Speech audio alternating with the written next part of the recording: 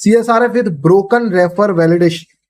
तो यहाँ पे रेफर वैलिडेशन अच्छे से हो रहा है, टैग गायब है तो भी वो चेक कर रहा है कि टैग होना ही चाहिए, पर वो ब्रोकन है। अब ये देखते हैं कैसे। Access the lab,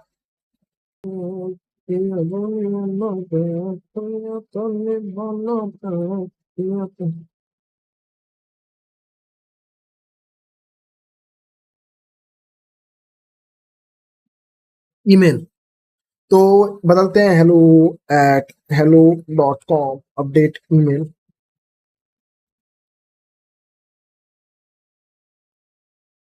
proxy change email send to repeater. ठीक है। और अब यहाँ पे हम क्या काम करते हैं, रेफरर हेडर है तो सबसे पहले रेफरर को गायब करके देखते हैं क्या होता है।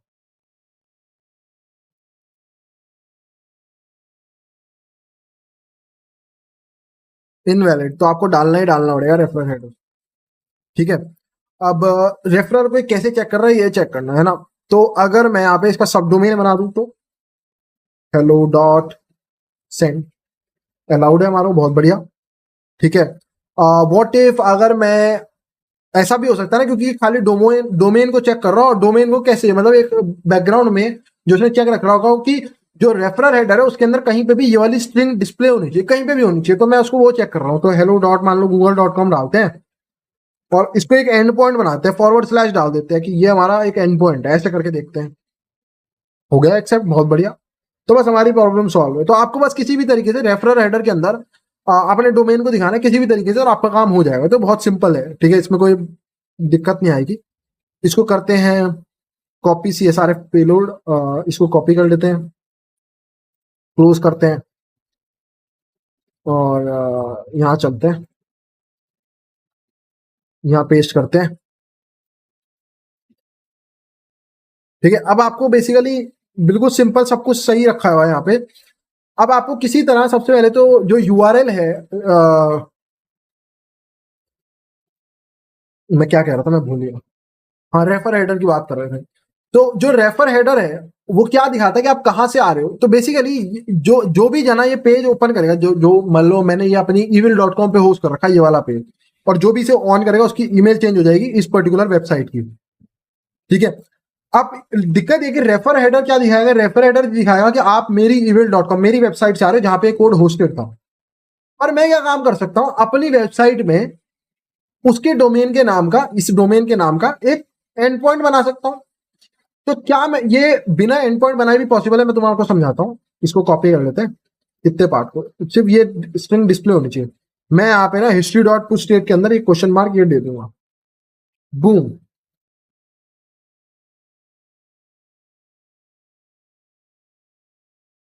ठीक है। अब ये हमारे को बेसिकली उसको भेजना है। अब मैं यहाँ पे ये करा है, तो history.pushState क्या काम करता है, आप ये डेवलपर्स के लिए बना है। डेवलपर्स क्या काम कर सकते हैं इसकी मदद से, कि आप किसी भी पेज पे हो, मान लो मैं इस पेज पे हूँ फॉर एग्जांपल, मैं तुम्हें दिखाता हूँ, मैं हूं अभी माई अकाउंट पे, और डेवलपर ये दिखाना चाहता है यूजर को लिख के कि डेवलपर क्या कहता है कि लोगों को एक्चुअल एंड पॉइंट का नाम ना पता चले, तो वो किसी भी एंड पॉइंट को किसी का भी नाम दिलवा सकता है। तो वो क्या कह सकता है कि इसको दिखा सकता है अकाउंट नाम से खाली। तो बेसिकली ये जो फंक्शन है जावास्क्रिप्ट का, ये किस लिए बनाया गया, वापिस जाए, ये history.pushState इसलिए बनाया गया। ठीक है। ये शुरू के दो ब्लैंक छोड़ दो, तीसरे में आप जो भी इसके अंदर दोगे ना, वो एक्चुअली में एंड पॉइंट का नाम वो दिखाई देगा।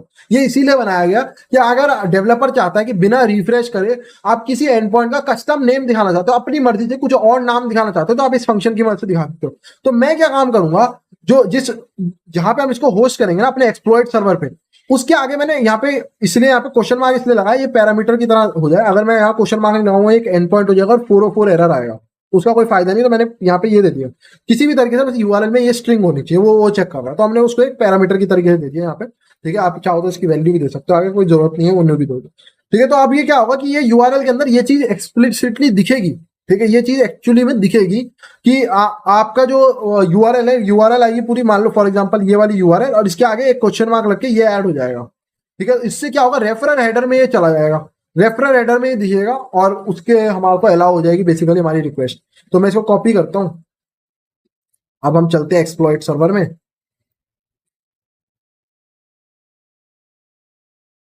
यहां इसको पेस्ट करते हैं।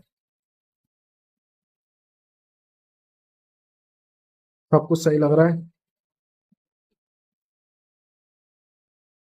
डॉक्यूमेंट डॉट फॉर्म्स, ठीक है। बस ये याद है ना, सबमिट करने से पहले अपनी यूआरएल को ये सेट कर देना, क्योंकि जैसे ही सबमिट होगा तो एक नई रिक्वेस्ट जाएगी इस यूआरएल पे, और रेफरर हेडर में होगा आपकी जो करंट जो भी यूआरएल होगी, ठीक है, वो जाएगी रेफरर हेडर में। तो इसलिए हमने करंट यूआरएल के अंदर ये ऐड कर दिया, जिससे क्या होगा, रेफरर हेडर में चला जाएगा।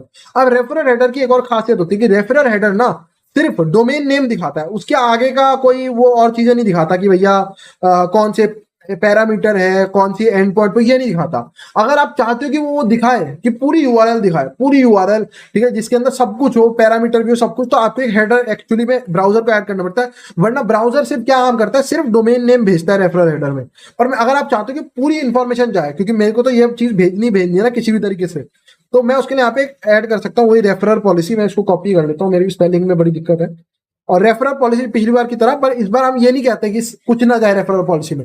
इस बार रेफरल पॉलिसी में लिख रहा हूं अनसेफ यूआरएल। इसका मतलब क्या है, पूरी यूआरएल भेजो अनसेफ यूआरएल, इसी का इसलिए इसका नाम है कि ये यूआरएल को अनसेफ कर देता है। इससे आपके जो डेवलपर है उनसे उनका जो यूआरएल जा रही है वो अनसेफ है, और बाईपासेस हो सकते हैं काफी कुछ। और अनसेफ इसलिए बोलते हैं कुछ कई बार कि मान लो अगर जो ये रिक्वेस्ट आपने मारी है, उस रिक्वेस्ट के जो नाम था, जो लिंक था रिक्वेस्ट का, उसमें कुछ सेंसिटिव इन्फॉर्मेशन होगी, तो रेफरल हेडर में सामने वाले सर्वर पे पहुंच जाएगी। इसलिए दो केसेस को अनसेफ बोलते हैं, ठीक है।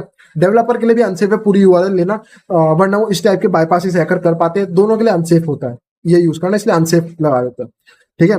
और अब मैं यहाँ पे ये बता देता हूँ, इसको कर देते हैं deliver exploit to victim. Congratulation, you have solve the lab. I hope सबको समझ आया। हमने बस यहाँ पे क्या काम करा, अगर तुम्हारे को देखना है क्या होगा, तो व्यू एक्सप्लॉइट देखो, अब हमारी यूआरएल के आगे वो जुड़ गया था। 1 सेकंड के लिए अगर तुम्हारे को दिखेगा, अब ये ईमेल तो अवेलेबल नहीं है, ऑलरेडी बुक हो गई है, दोबारा से करूंगा, तुम्हारे को 2 सेकंड के लिए दिखता है। और अगर मैं ये तुम्हारे को ज्यादा लंबा देखना है, तो मैं ये डॉक्यूमेंट डॉट सबमिट को हटाता हूँ, और मैं क्या काम करता हूँ, व्यू एक्सप्लॉइट। तो तुम्हारे को दिखेगा हमारी यूआरएल देखो कैसे दिख रही है, क्योंकि मैंने हिस्ट्री डॉट पुश स्टेट से इसको ऐड कर दिया। तो हमारी ये जो यूआरएल है ये ऐसी दिख रही है, और यही सेम रेफरल हेडर के अंदर जाएगी। जैसे ये सबमिट पे मैं क्लिक करूंगा, यही सेम रेफरल हेडर के अंदर जाएगी, ठीक है।